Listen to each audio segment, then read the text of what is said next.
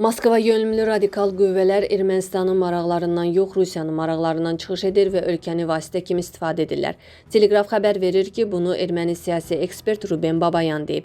Ekspert bildirib ki, bu qüvvələr ümidlərini seçkilərə yox, seçkidən sonraki inkişaflara bağlayırlar. Rusiya düşünür ki, bu torpaqlar onundur. Amma Rusiyaya inteqrasiyanı təbliğ edənlər görmürlər ki, bugün Rusiya tədric edilmiş ölkəyə çevrilib. Rusiyada deyirlər ki, bizim üçün seçkilərin necə keçməsi o qədər də vacib deyil. Vacib olan baş nazirin kim olacağıdır. Rusiya daim biz olmasaq sizi yeyəcəklər, öldürəcəklər qorxusu yaratmağa çalışır. Babayanın iddiasına görə Rusiya yenidən Qarabağı Ermənistan və Azərbaycan arasında münaqişə vasitəsinə çevirməyə çalışır. Rusiyanın olmaması sülh deməkdir. Rusiyanın mövcudluğu isə müharibədir. Əgər biz özümüzə onların prizmasından yanaşsaq, yenə kiminsə müstəmləkəsi olacağıq. Nərd oynaya-oynaya böyük Ermənistan xəritəsi nostalgiyasına qapılacağıq. Babayan əlavə edib ki, bu baxımdan iyunun 7-sində keçiriləcək parlament seçkiləri Ermənistan üçün mühüm an olacaq. Bu, talih yüklü seçkilərdir. Müstəqil dövlət olmaqla müstəmləkə arasında qərar verəcəyik. Nikol Paşinyanın siyasəti Ermənistanda daxili gərginliyin kəskin artmasına və xalq üsyanlarına səbəb ola bilər. Bu, ölkədə hakimiyyət dəyişikliyi ilə də nəticələnə bilər.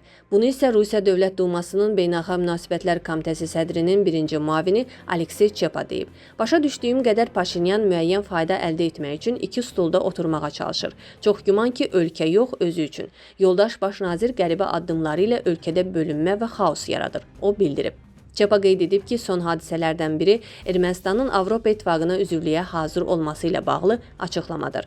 Bağışlayın, amma bu sadəcə cəfəngiyatdır. Ümumiyyətlə görünür, Paşinyan hər şeyə birdən nail olmağa çalışır.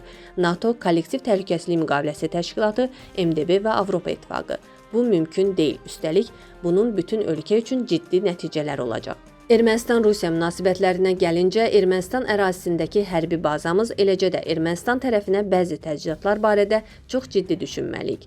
Rusiya Ermənistanın əsas ticarət tərəfdaşıdır. Buğda, alüminium, çörək, günəbaxan yağı, dərman və bir çox digər malların idxalının əhəmiyyətli hissəsini məhz Rusiya təşkil edir. Paşinyan öz addımları ilə cəmiyyətdə gərginlik yaradır.